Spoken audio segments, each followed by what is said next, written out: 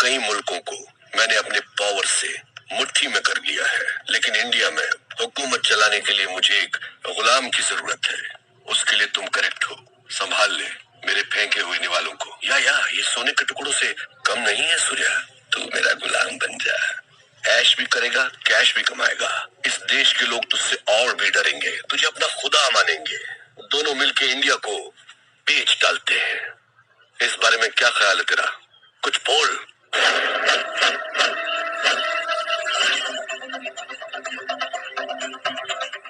शुक्र करके तू मेहमान है इसलिए बच गया, नहीं तो लात घूंसों की मशीन में डालकर पीस पीस कर तेरा कीमा बना देगा। चला जा मेरे हिंदुस्तान से, दफा हो। तो देखो यार, ये सिचुएशन बनी थी जब टिकटॉक बैन हुआ था। टिकटॉक के साथ 58 अदर ऐप्स बैन हुए थे, ठीक है। अब जब पबजी बैन की बातें आ रही हैं कि पबजी बैन होने वाला है, तो देखो क्या सीन बनेगा और कैसे, मतलब देख लो एक बार सीन देख लो क्या हो रहा है अभी इस वक्त। मरना है क्या पोसड़ी के? मरना तेरे को डर नहीं लगता? ये नाम लगा के घूम रहे हो तुमको, ये चौक नहीं समझे ना, जाके पोगो देखो तुम लोग। तो आप लोगों को काफ़ी सारे लोगों को पता होगा कि 59 ऐप्स बैन हो चुकी थी और गवर्नमेंट ने फिर टिकटॉक इंक्लूडिंग टिकटॉक जो जून में बैन करी थी, है ना। तो वो जून में जो ऐप्स बैन करी थी भाई, क्योंकि तो उसके बाद अब क्या सीन हो रहा है भाई कि अब बात चल रही है कि उसके बाद 47 ऐप्स को गवर्नमेंट ने अभी 2-3 दिन पहले और बैन किया है, जो उनकी क्लोन ऐप्स थे या लाइटर वर्जन्स थे।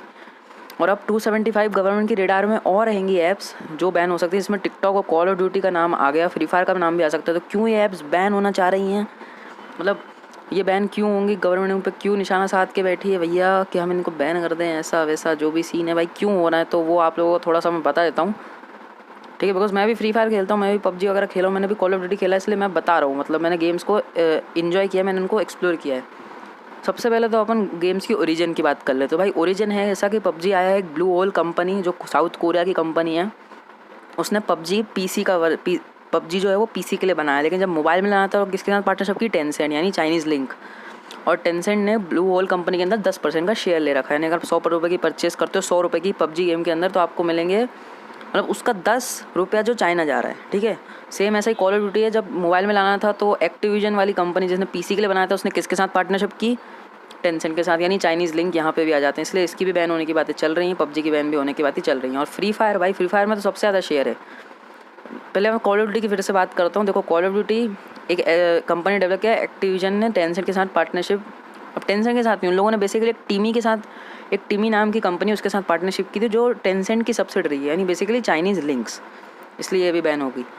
और अब एक और सबसे महत्वपूर्ण बात, फ्री फायर। तो भाई फ्री फायर में तो सबसे ज़्यादा टेंसेंट का शेयर है, लाइक 25%। सीरियसली इसका लिंक मुझे नहीं पता कि किससे जुड़ा हुआ है, इसमें क्लैरिफिकेशन मुझे विकिपीडिया में, आप देखो रिसर्च कर लो, विकिपीडिया में मिल जाएगा, लेकिन मेरी वीडियो देखने के बाद, ठीक है ना। तो अब बैन ऐप्स होंगी तो क्यों बैन होंगी भाई? गवर्नमेंट किस बेसिस पे इन ऐप्स को बैन कर रही? सारी ऐप जो भी अब तक बैन हो चुकी है भाई, नेशनल सिक्योरिटी और यूज़र्स की प्राइवेसी को लेके, मतलब क्या ये सब ऐप्स के अंदर ये सब चीज़ें मतलब सही से काम कर रही हैं कि नहीं कर रही हैं, ठीक है। उसके बेसिस पे कि भाई ये लोग मतलब नेशनल सिक्योरिटी के लिए खतरा तो नहीं है, और क्या ये यूज़र्स की प्राइवेसी का ध्यान रख रहे हैं, नहीं रख रहे हैं?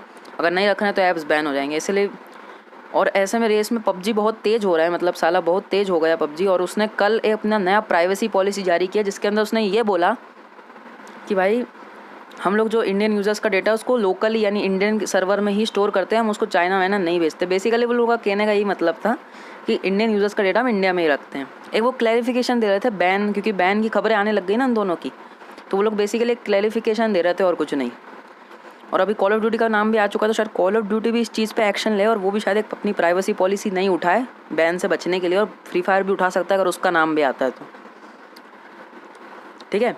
अब क्या सीन हो रहा है वो मैं आपको बता ही चुका हूँ कि किस तरह से चीज़ें काम करने वाली हैं, क्या हो रहा है ना। ये ऐप्स बैन होंगी तो भाई देखो बैन होने के बहुत ज़्यादा चांस है, क्योंकि चाइनीज़ लिंक है। भले ही ये लोग कितना भी क्लैरिफिकेशन दे दें, लेकिन इनका चाइनीज़ लिंक है। तो चाइनीज़ लिंक होने की वजह से भाई चाइना देश से लिंक होने की वजह से, चाइना कंट्री से लिंक हो रहा है भाई इनका, मतलब टेंसेंट चाइनीज़ कंपनी, और इनके साथ ही ये लोग पार्टनरशिप करके बैठे हैं।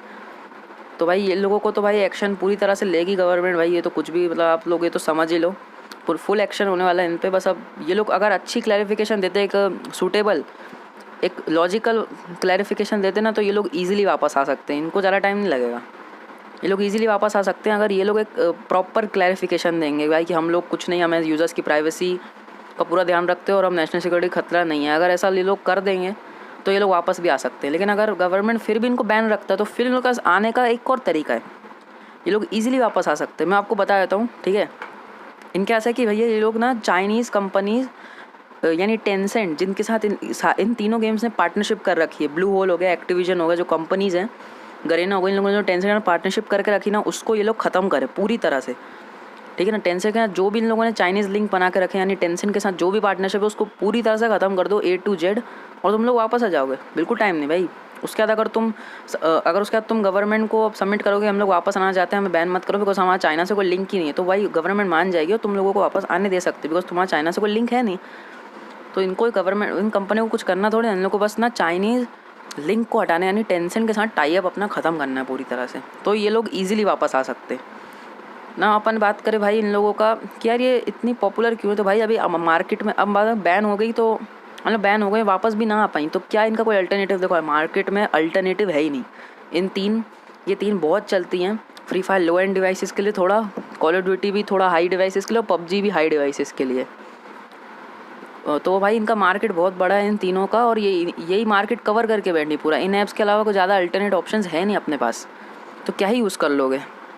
यही यूज़ करते हो अभी भी और यही यूज़ करनी पड़ेगी। बैन तो होंगे भी ना, तो 1-2 दिन में वापस आएंगे। इनको कुछ नहीं करना, अपना चाइनीज़ लिंक ख़त्म करना है पूरी तरह से, बस चाइना से अपना लिंक ख़त्म करना है इन लोगों को, और कुछ भी नहीं।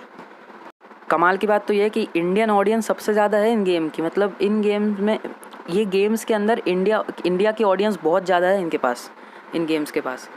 इंडिया के कितने सारे लोग इन गेम्स को खेलते हैं और इन्जॉय करते हैं भाई, ठीक है, और पैसा भी उतना ही उड़ाते भाई। पिछले साल PUBG का रेवेन्यू बताऊँ कितना, पिछले साल का 1.3 बिलियन, जिसमें से 10% तकरीबन $1.3 मिलियन भाई गया किसको? टेंसेंट को।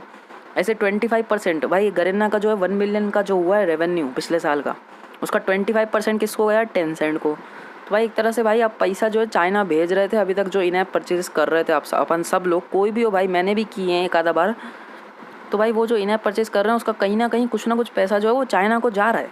तो भाई ये बात तो अपने को माननी पड़ेगी।